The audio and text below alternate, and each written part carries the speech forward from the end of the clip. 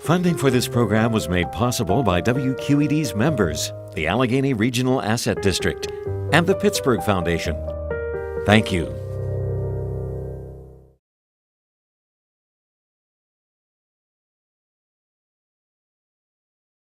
Hi, I'm Minette, Seate, and welcome to Filmmakers Corner. On tonight's show, I sit down with Emmai Alaquiva, filmmaker and all-around Renaissance man, about his new film and a recent trip to Poland that changed his life. We've also got some great independent films from the recent 48-hour film project, so stay with us. Filmmakers Corner is next.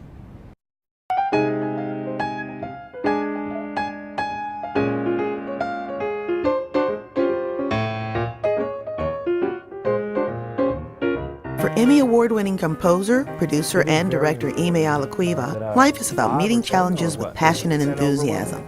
He stopped to talk about hip-hop, filmmaking, and a life-changing trip to Poland. You were known for your work as a music producer, as a filmmaker, as a shooter. You wear a million hats, but what's your favorite? My favorite out of all would sort of tie into the same, which is telling stories. Whether it's audio, telling stories through audio, telling stories through photography, or telling stories through film, I just always love that challenge in the energy that it produces to be able to tell a story from conception to completion. If I was forced to pick a favorite, I would still have to say music. Music has been my first love. It's been my love ever since. In 2008, Emmai was awarded the Mid-Atlantic Emmy for Composition and Arrangement for the WQED documentary Flyboys, Western Pennsylvania's Tuskegee Airmen. Was it hard to transition from working as a producer slash musician slash arranger to a more visual take on storytelling? Great question. So starting with audio, I really grasped the principles on how to build things.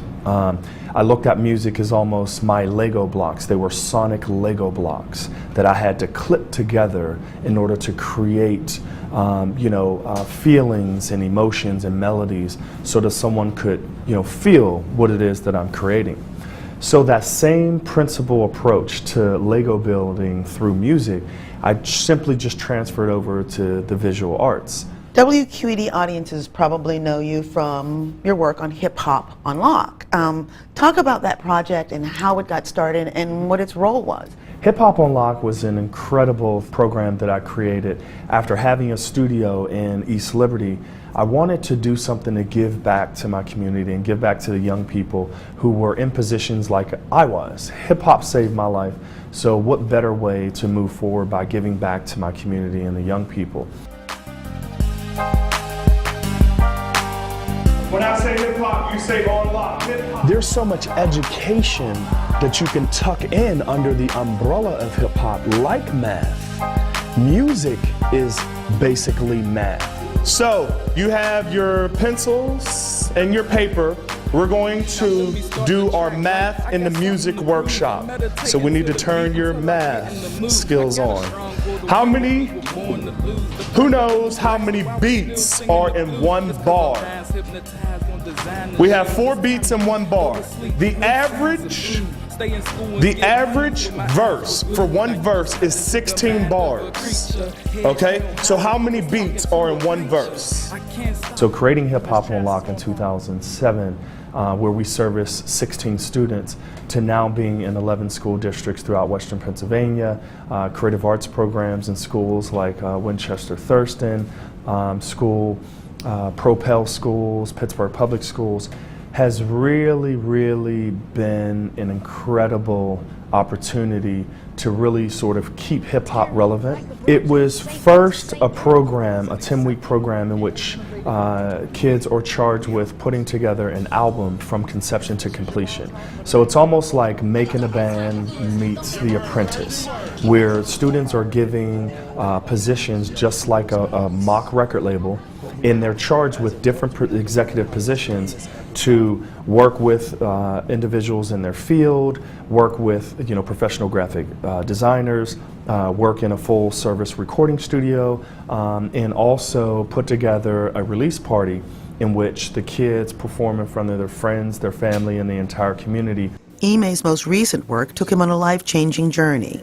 He, along with a group of local and neighboring students, joined Classrooms Without Borders, a nonprofit educational group. Together, they learned firsthand about the tragedy of the Holocaust. So, for this piece that we're seeing tonight, it was interesting, me as an African-American male, flying to Poland and walking the same, gravel as, a lot of individuals who lost their life. No, I'm not Steven Spielberg, I'm not I'm not Jewish, but the fact that I was given an opportunity to tell this story lends itself to what more individuals could get out of something like this, how tragic this was. And then also being an African-American male who, has ancestors that experienced slavery. Mm-hmm. So we have a connection that we need to be obligated to and be responsible as artists to be able to tell these stories. What was it like for the kids that you brought with you? It was transformative, to say the least. Your emotions, you had to have pliable emotions in order to digest and download this. When you walked into Auschwitz and the sign said, "Work will make us free," it kind of hits you that here are human beings that were, piled on trains from all different walks of life and situations, and they were told that, you're going to work towards freedom, only to be slaughtered when they arrived. That is just too much to take in. But these students that came along this trip were mature enough to be able to process, this real, event that happened. But it's not always about what happened, it's what we can do from this point on for what happened. So me as a filmmaker, that, 15 minutes of this particular piece, how can I change your mind to, get involved in order to help change these situations so that situations like this doesn't happen again? There was a young person watching this show, and they're about to pick up a camera. They're going to pick up a camera and they're going to go out and tell their own story. What advice would you give them? You start with the truth. If that's that one thing that I can tell, a young person who picks up a camera, is to be honest with what you put into the camera. That is the advice that I would give, because so many other things could build around that honesty as an artist that, it's outstanding what could happen. It's remarkable things could happen when you're honest.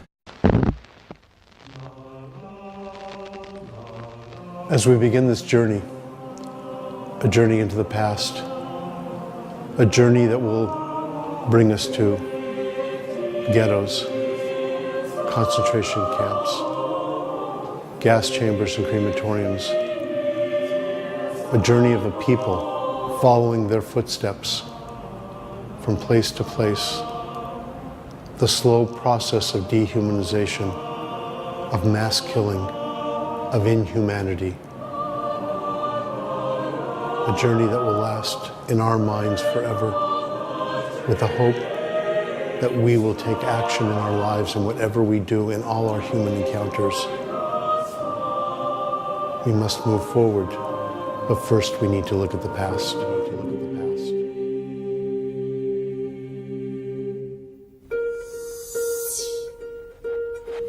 We're here in the heart of the downtown of modern Warsaw in 2016, and we're standing right in front of what was a Jewish orphanage established by an amazing, internationally renowned educator, pedagogue called Janusz Korczak. Love the child, not just your own, meaning the child has a right to love. What you're looking at here was an orphanage, okay, that was established before World War II. July of 1942, he is taking his 200 children with him to the trains, and that day they're going to be murdered in Treblinka. 2016, 5,000 Jews out of 1.7 million residents. This is one of the few vestiges of Jewish life, even though it's a cemetery, that one can see in Warsaw today. As a mother, I'm thinking about the child in the poem who's concerned, who's taking care of his mother. We are hardwired as parents to protect our children.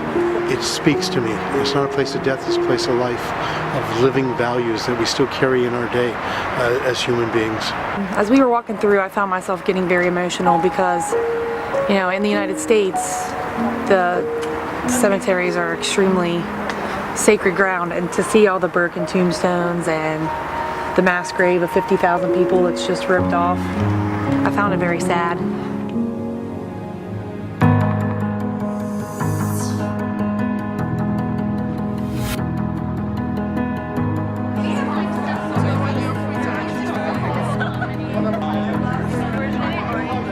Okay, what's your favorite meal?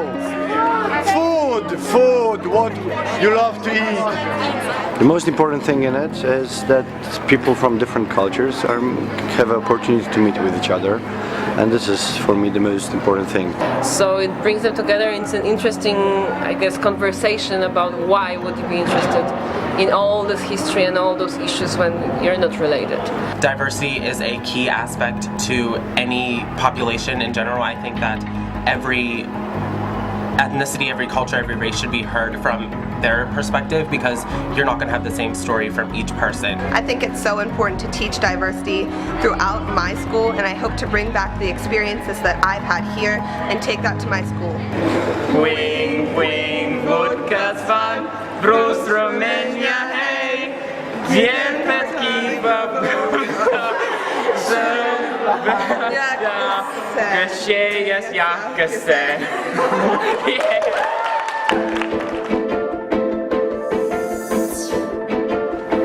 Poland is ghettoized, meaning in Poland, when the Nazis invade in September 1939, they meet the largest Jewish population anywhere in all of Europe.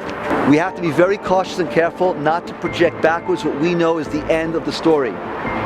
In 1939, a Polish Jew has no idea and could not possibly have any idea that mass murder is around the corner. It's very overwhelming to be here in the middle of Poland where all this went down. He just said that less than 10% of people who stayed in Europe and Nazi Germany and the whole occupation survived, and my grandmother was one of that 10%, and it's just crazy to realize how incredibly lucky she was. Just a lot to take in. The gravity and the enormity of the Holocaust, both in the sum aggregate total of numbers of people affected and the individual stories, is a critical aspect of our humanity. In Treblinka, and the numbers vary, it goes between 875 and 925,000 people were murdered here. Being here at Treblinka is making me feel so empty, because I'm trying to grasp what happened here and I just can't. After Auschwitz, this is the largest and most efficient and effective killing center that the Nazis create. Go to Treblinka. Keep your eyes wide open. Sharpen your hearing. Stop your breathing. And listen to the voices which emerge from every grain of that earth. It's a really powerful experience. It's hard to stand here and know what occurred, and it makes me angry to know that what was here is gone. So secretly they established these places, fooling people that they were being taken to places where they're going to work again under good conditions. And when they came here, within 2 hours, nobody was alive. It was unprecedented and unbelievable. And we should be cocking our ears, listening to people who intend to do these things again. We never learned what happened, and that these things are happening again, not to a great extent as it happened. To us here, we've never learned a lesson, and we have to be very vigilant, and every one of us do their part to make sure that it doesn't happen again.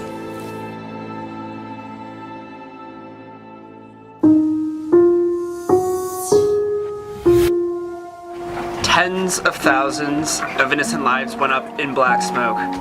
The souls of the people who died here cry out to this day. All utterances of art and poetry fail here. What artist can give form to chaos, and yet we try. The prisoners themselves tried. How much learning, wisdom, and treasure of experience went with them, we will never know. We vow to renew our commitment to teaching tolerance, and more than tolerance, human kindness, sympathy, and respect for every member of the human family. In and out of our classrooms, may we have the courage to denounce inhumanity wherever we find it. יסתירם בסתר כנפיו לעולמים, ויצרור בצרור החיים את נשמותיהם. אדוני הוא I feel very small, overwhelmed. It's hard to comprehend. Worse than I imagined. Amen. I am Howard Chandler, and I'm a Holocaust survivor, and my number in Auschwitz was 19831. It is very important because what we went through and what happened during the Holocaust, that there are people who denying that it ever happened. At the expulsion, at the ghetto, this is our house in the corner. This in the corner. Yes, where it says Salon Firant. Yes.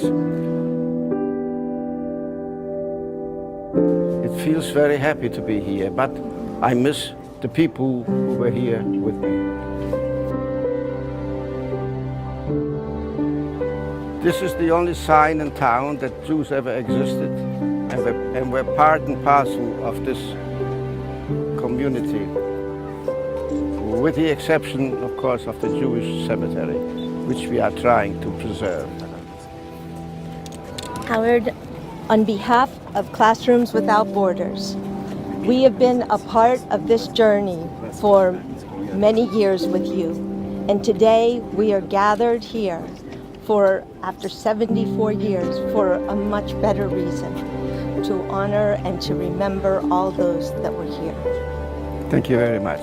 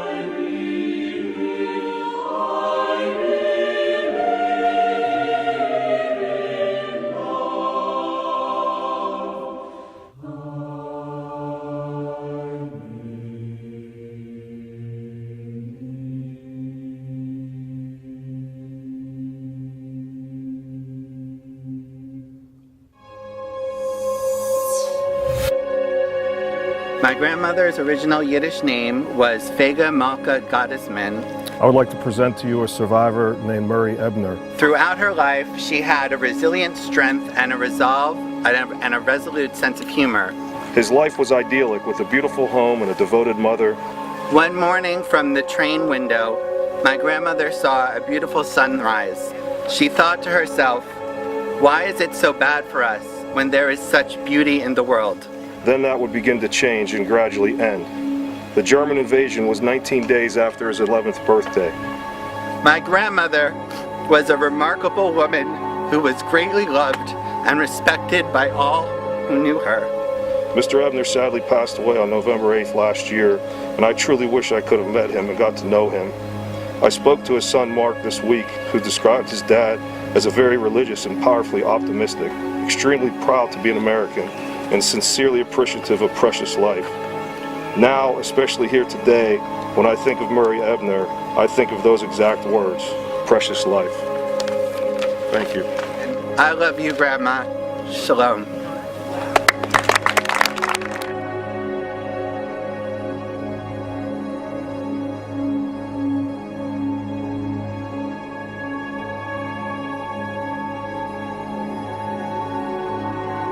I will try as hard as I can to fight for humanity, and intolerance needs to stop is my #1 message that I will want to bring back. It's just been a complete eye-opening experience, and I hope that I can just share my experience with everyone else and hope that they can just even a little bit understand what I sort of understand about what these people went through.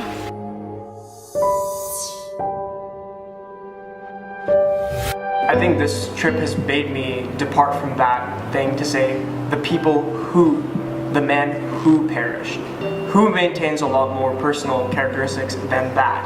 That makes it almost as if it's a gear, it's a mechanical piece.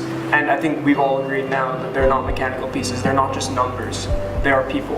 It's really important to focus on the past and know what happened, but I think the most important thing is us moving forward. Like now, I want to go back home, and for the rest of my life, I want to love everything with everything I have in me. And I want to love so much, and I want to love for all the people that died that couldn't use up all that love. We're lucky enough to be able to talk to our family every day, call them on the phones, get letters from them, and experience life. But to actually be here and to be walking in the footsteps of a survivor and to meet Howard, it's been incredible. Classroom Without Borders has helped me turn the theoretical into reality. I had no idea what I was going to experience, but I know that I will come out of this as a completely different person. I think the experience has forced me to make my assignments focus on those individual lives. Classrooms Without Borders is an experience that I would challenge any teacher to at least look into. Definitely my biggest highlight was just seeing Howard walk through where he spent years of his life, the way he carried himself. Every time I think about Poland, he comes up. I want to thank you very much. Chcę bardzo gorąco podziękować for this warm and kind and meaningful welcome. Thank you very much. za to. It is hard to believe that a mayor of a present-day Poland would do such a thing, but things do happen, and happily in this respect, they happen with goodwill, and I believe it. Before the war, such a thing could not have occurred.